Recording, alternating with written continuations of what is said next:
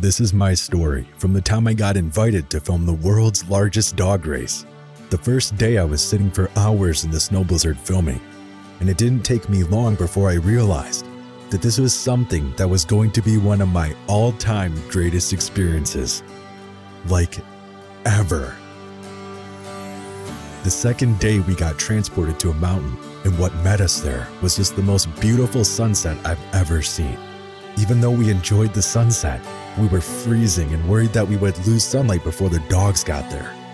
When we were just about to give up, all of a sudden the dog sleds reached us, and that's when I realized I couldn't be in a more perfect place.